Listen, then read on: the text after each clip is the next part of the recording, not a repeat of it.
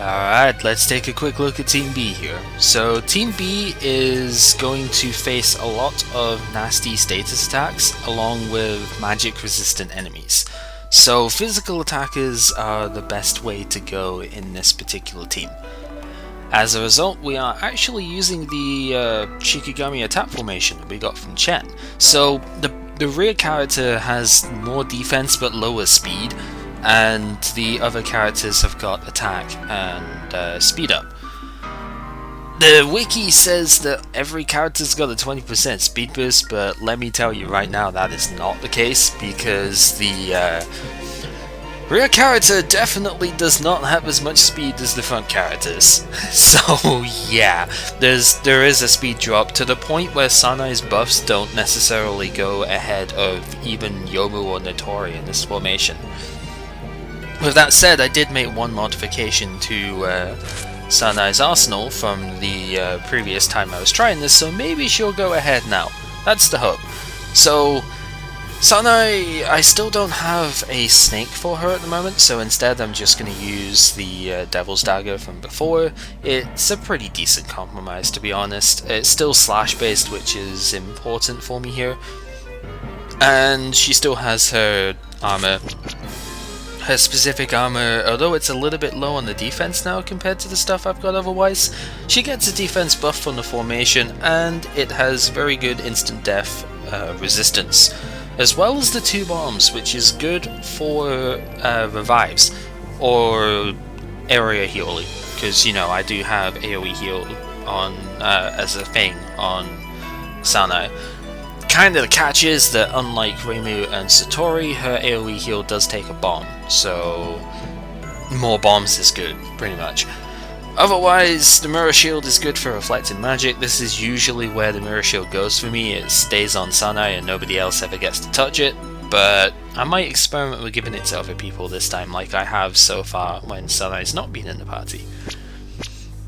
So then we have Paralysis Resistance, because I don't have the stake to do it for me, so I need that because spoilers, will be fighting Mind Flayers with this thing. So yeah, paralysis is needed.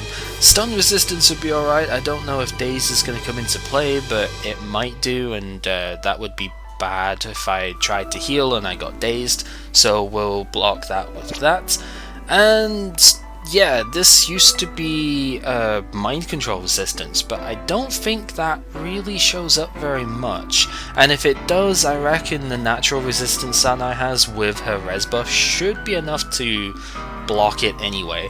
So I'm gonna try and use speed plus 45 on the score hairpin here, so that she can hopefully go ahead of everybody except Aya, because Aya's way too fast. But hopefully go ahead of the 2 proper physical attackers that I have here, and yeah, get buffs on them beforehand. Also, just to try and make sure I don't go behind Mind Blast on the Flayers, because that would be very bad. Having said that, I do have resistance on most of my characters for it, but Aya is not one of them, because Aya does technically have space, but I've decided not to give her space with stuff that way.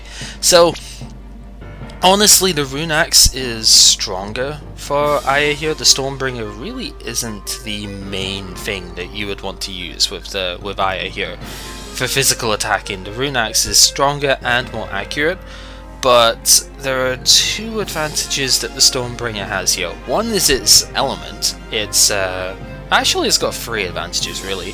One is the element, because Slash is actually... I don't think it's super great in terms of enemy weaknesses, but it's good in terms of my team synergy here, as we'll see when we get to skills. So yeah, that's useful. And it also gives HP drain, which is good. That's the second advantage. And the third advantage is that it does have a double attack in the skill tree, as we've seen with Sakuya beforehand. Sword-based things do get a double attack, axe-based things do not.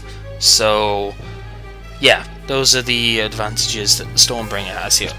Otherwise, we picked this shield up last time, and really it's not particularly good, but I don't have a better shield to give Aya so she has a minor magic blocking shield. That's about it. It does have good resistance, so if it does block, say, a Mind Blast, then it should hopefully mean that she doesn't get paralyzed. So, yeah, it's okay. It's not my first choice of shield, but I have to use a shield on every character except Marissa and Patchouli here, and I don't have enough good shields in this weight class to do that. Otherwise, I'm focusing entirely on her evasion here. She does need more accuracy. This is a disadvantage with this sword, is that 130 accuracy isn't really enough for this place, so she definitely needs the 45 here. But otherwise, 50 evasion from these and 20 from the armor, with her natural evasion up in her growth trees. 115 is really good. There are a couple of enemies which have comparable evasions in this thing, and 200 accuracy is not enough to hit them most of the time. So I will be defending against physical attacks quite well just by dodging them, which is funny to say really, but that's pretty much how she's gonna go. You can see her speed is so ridiculous as well that she can actually make Sanae useful with Tengu support. Like, I could Tengu support Sanae for a quick res buff and guarantee that I get it off if I need to. And then we have Notori, who is kind of rocking my sort of standard setup here. She does have a death guard for instant death blocking since, again, Mind Flayers are a thing. I didn't have a paralysis block that I could give her, unfortunately, but I think she'll be okay that way. More physical attack because she is currently using her tier 3 gun.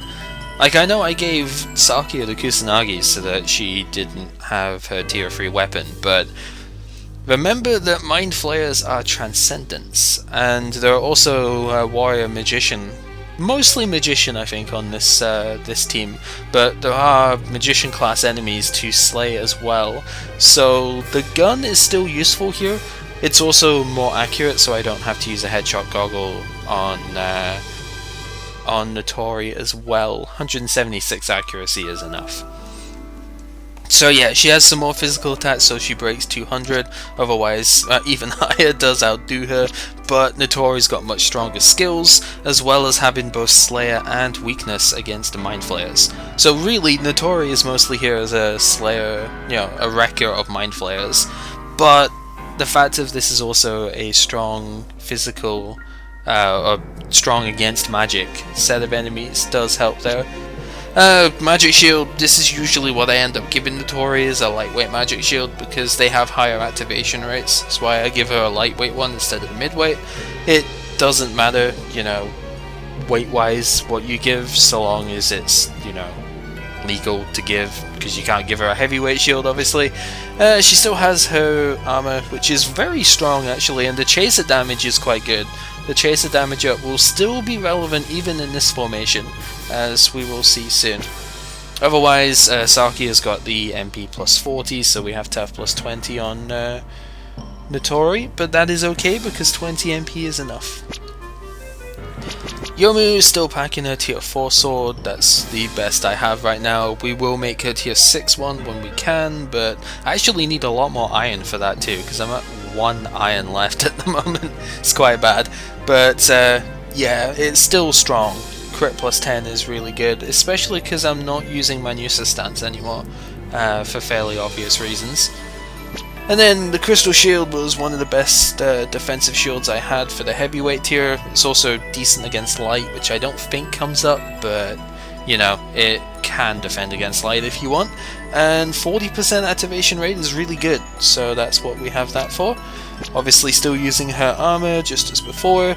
I made the paralysis guard because I needed more paralysis defense gear, just in case she actually gets caught by that. I think, if I remember rightly, the Azura stance doesn't actually defend against disable status. I think that's the Manusa stance that defends against that. I think Azura is mind control, so there's not any inherent resistance to that there, which is why we need the paralysis guard on her. And of course the death resistance from the GoS ban. Sanae doesn't need death resistance because it's on her armor, so I can afford to use the accessories on other characters. And then Moko will obviously have the cute soul because she needs bombs more than Yomu does. But Yomu does use a lot of strong attacks off of bomb skills, especially since Meditation Slash is multi-target, so I could use that a bit more easily by giving her an extra bomb. So that was the idea here. And that is everybody for this one. So let's take a quick look at the growth tree stuff. Sanae has enough points now to add 20 into her faith tree, so more resistance and magic defense compared to before. It's pretty solid. The next tier, I actually don't know if that magic defense stacks with the 15 or not. We'll have to find out when I get there, but yeah, I'm basically working towards getting that extra bomb here. I'm pretty sure it doesn't stack, but yeah, I don't know. It's weird the way that it's sort of set up here. Like it looks as if it's a separate 25, but it probably isn't. There's only one thing I know that stacks, and that's the Devil Okastan stuff. So yeah, could have had more recovery casting speed, which would have been nice, but I decided I wanted the resistance instead. Otherwise, pretty standard stuff. I have an extra vitality point, which I guess I could put to speed over here, so that she at least tries to go first, which is always nice. Like I said, 5 points into the sword tree gives her double attacks as a possibility, and that's really all I could spare. I had to sacrifice a bomb to do that, which could end up being kinda bad, but probably won't be. I really needed 20 points into air war though. This was vital because Aya does not have a lot of MP. Like, if you think Sakia has MP issues, well, she kinda does, but Aya has just as many with her attacks. Her attacks are expensive. Way too expensive if you ask me. But yeah, she doesn't really have enough MP as it is, so as much of that as possible in here. Really, Aya's buffs are all kind of lame, that's unfortunate, but she does get physical skill cooldown at least, which is nice. And I think I would probably be focusing a lot more on the fan tree if I could, but I can't, so yeah. Luckily, this tree also does give 30 evasion, which is very good, and if an enemy does get a surprise attack, most of the time it's not actually going to get it off. That's the one thing. You do need Aya in the party in order for this to activate, which is a bit of a bummer, to be honest, but hey, it's still a good trait to have around.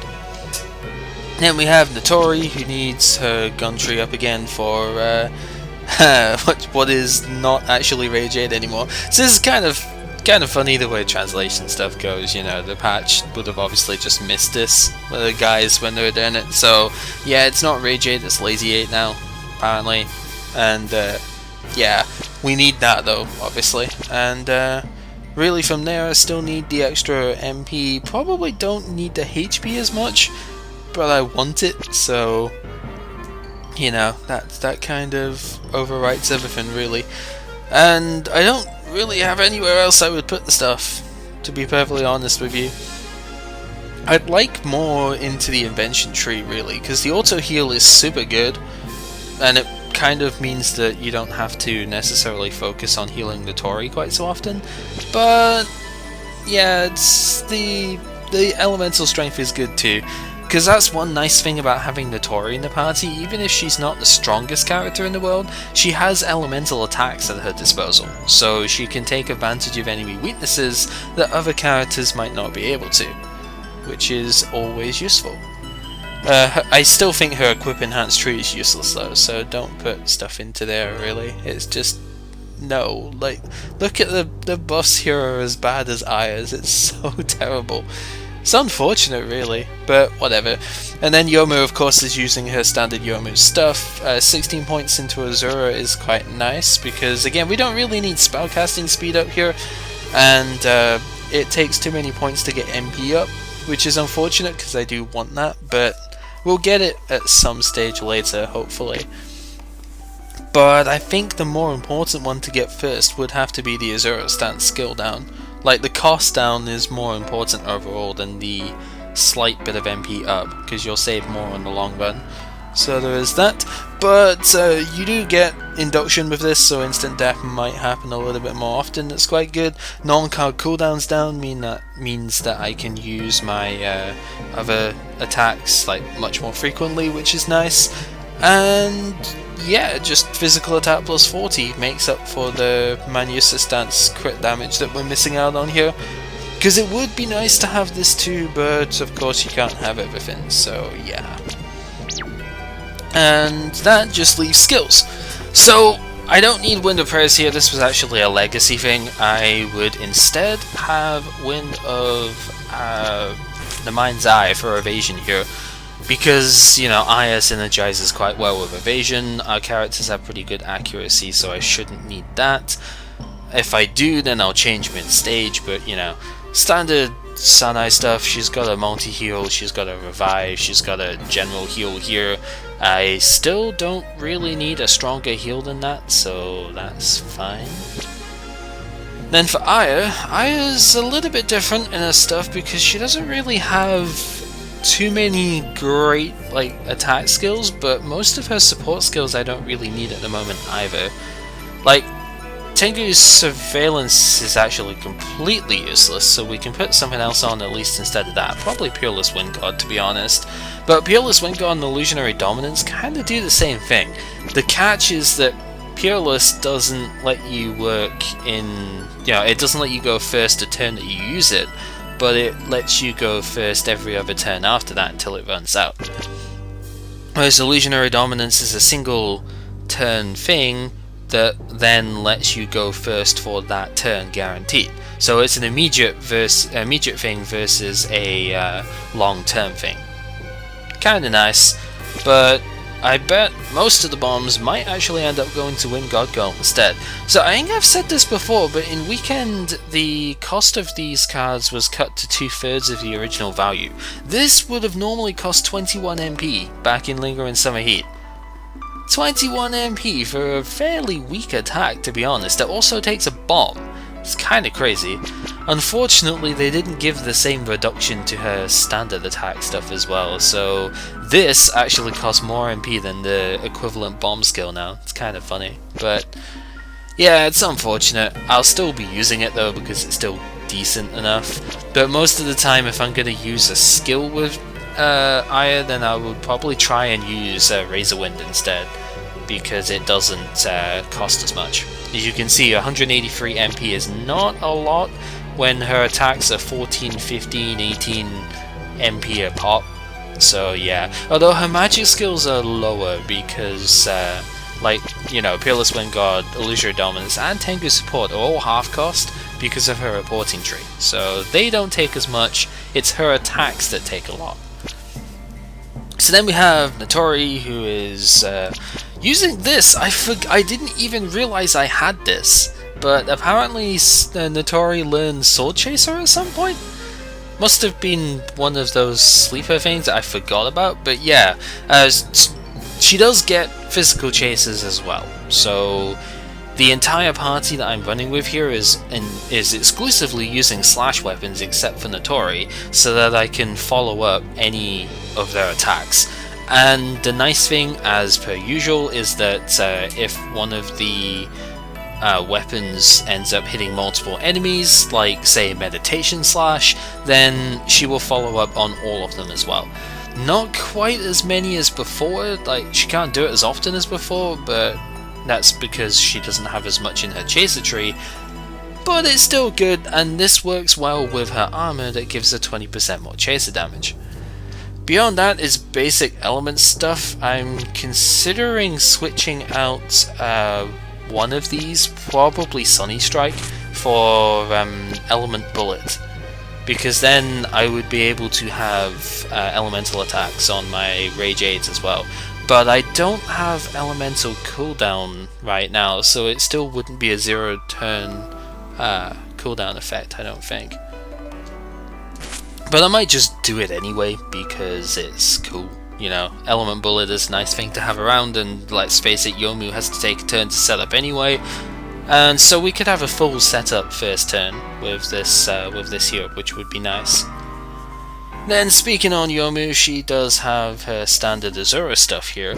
I'm kind of tempted to switch out the last spell because it only hits a column, whereas Meditation Slash is almost as strong and it hits multi-target. So I think I would switch this out for Counter Beacon and basically have counter attacks available as well, which is quite nice. Azura's strength is quite good as well, but it's a further turn of setup for not a whole lot. But because Yomu can inflict instant death, Counter Beacon is an interesting proposition. Remember that Mind Flayers are actually weak against instant death as well, so I think it's an option. It's probably not the one I will use most often, but it is an option, so that is something worth keeping in mind. So yeah, that is Team B's attacks. Hopefully we won't get instant killed too often, because that would suck.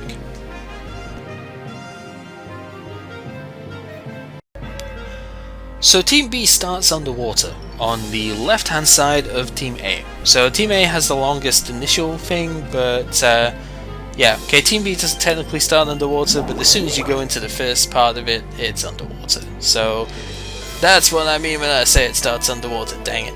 So, fair few items that we can pick up here. Silver Tray is one, of course, and these things are just solid. You never actually interact with them at all. So, let's talk about the enemies we have here. We have this thing that has Sweet Breath, and I don't remember what else. I just remember it, like, countered me with Sweet Breath or something, and then Voids, which have Void Slice. That's a kind of annoyingly powerful physical move, and they null all magic. All magic just gets wrecked by these guys. I think they're weak to stab though, or at the very least they're, you know, pretty easy to take down with stuff that way. Aya's attack could get a couple of hits in here, but I'm just gonna go for the back row with Razor Wind here. And do I want to do an element? I forget if this... I think this guy's weak to water. So yeah, we'll pro a Roka Slash and res buff against his sleep and stuff like that.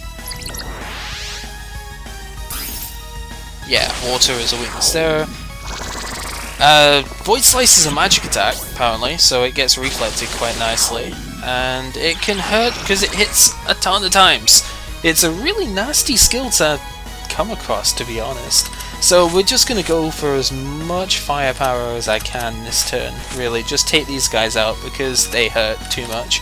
And Sword Chaser is pretty good. You see the Chaser has a cooldown, unfortunately, but it's okay. Do I want to AoE heal though? No, I think I'll just heal Notori, and that should be fine. This should be over at this point anyway, so...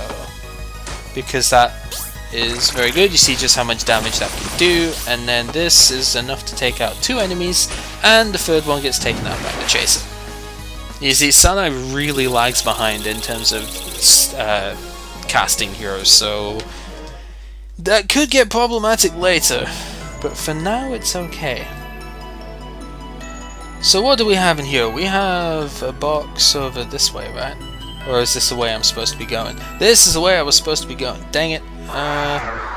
Well, we have another enemy to deal with. Ugh, these guys are not fun to fight in this bit. Ugh, that sucks. So, Fanlax has a new skill called Shield Wall, which is a dick. Let's just put it that way. Shield Wall, it reduces all physical damage the enemy party takes by 3/4 for the turn that it's used. It's super annoying. They are warriors, however, so I can slay them with Notori, which is good. But of course, that doesn't help when they also have a shield, so... you know, not only do they have shield wall, of course, they just have a regular shield. And wow, that blood drain does so much damage. Hopefully I don't die with... so there we go, okay. I was gonna say, if Notori died that turn, I would have been upset. These enemies do a lot of damage, and that by itself is just kind of annoying. I think this is a turn I need to sword chase, so we'll go ahead and do that, and hopefully just not die with Sanae here. Shield Wall has not come out yet, which is good, because that means I can just go ahead and get the Slayer damage off, which is nice. And we get Bamboo as well, which is good. That would be their common drop item here. So the Tori does get itself a level up, which is pretty good. And yes, Bamboo is indeed what we have. So fun stuff. Yeah, we actually can't go that way yet though, unfortunately. We fought these guys, so I'm not going to fight anymore. I think these antlion things can drop Trapezohedron, so that's quite a nice thing to pick up, but we're not going to fight them just yet. Turtles are really good at tracking, which is annoying. Alright, Will-O-Wisps. These are an upgrade to the skull things from the underground of stage 6. They can inflict control if they are left long enough, and they sacrifice themselves to do so. Kind of rude if you ask me, but that's what they do. Forget if they're weak to anything, and that's not a good thing. I'm just gonna Lazy 8 here, and we will res buff? No, we'll actually attack. No, I will res buff, I think. Because the res buff goes faster than the attack, and despite having 115 evasion, Aya is just like, I'm not wanting to dodge stuff here. This thing also has enough evasion apparently where the Tori's Rage 8 and its accuracy debuff just kind of doesn't hit it. It's a bit of a jerk. I will need to check if they have any weakness. I might end up doing that later. But for now, I just need to heal Aya kind of badly. Although she does heal herself, I kind of forgot about that. But Yomu's just like, nuts to this, I have power and I'm just going to murder the world. Because I'm Yomu, and that's what I do. Yes. So, now this is a completely new room. This is actually room D. There might actually be a shard in here, but I forget where, if it is. Oh, bollocks, I didn't know that guy was there. So, this is our first encounter with the Squid Devil here, and also with this Culifa plant thing. It's a plant, so it's weak to slash and fire, and that is not a bad combination for me here. Slice and Cut is actually really good in this fight because it can hit everything, so that's most likely what we're going to be using for it here. Of course, this being one of the generic sort of plant enemies, it's got sleep and instant death base moves, so res up against that, of course. And yeah, it does look like I'm getting... Oh wow, paralysis through my stuff here. That is crazy. The induction on these guys is pretty ridiculous. But thankfully, it's easy enough to take out that one dude, so that's good. And I'm going to target you first, I think, because I can just Purgatory Impale and take you out that way.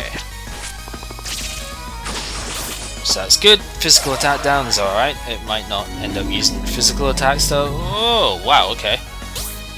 So that move does a lot more damage if you're sleeping. Apparently. Because that's how that kind of just went. Oh, goodness. Just completely bodied there. You okay there, Yomu? You kind of just ran in place for a little bit first. Yeah, so they can kill you in your sleep. Kind of scary when you think about it. Yeah, we did get an elemental sphere there, which is good. I'm just checking the walls here in case there's any hidden chests for the shards, because again, I forget where they are. We're probably going to have to pick up most of those in the Killathon as per usual.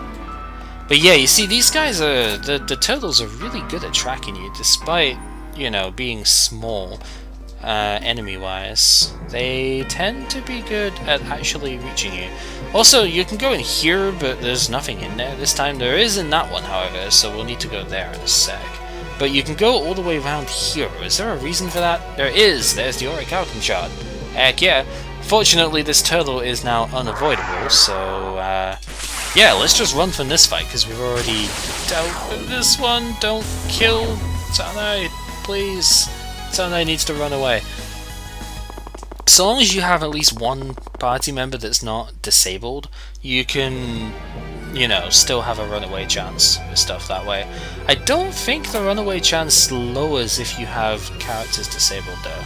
It's kind of weird. Anywho, I think this is just about it for this team at the moment, if I remember rightly, because as soon as this turtle decides to not be in the middle of my finger, yeah, that switch triggers a useful thing for Team 3, I believe. And, well, we can still go up and check out here, but there's nothing here to check out, so... yeah, I think this team is done for now. Where would they go, though, is the question. Also, Sweet Breath is magic, so you can reflect it. Mirror Shield is really cool. It's like passive reflecting and everything. Yeah, if you don't go there, you would actually be going up this way. And to unlock this, you need the other two teams to stand on the switches that we noticed before. So that is basically what we have to do now, is to go ahead and get Team C to step on the switch to unlock this door.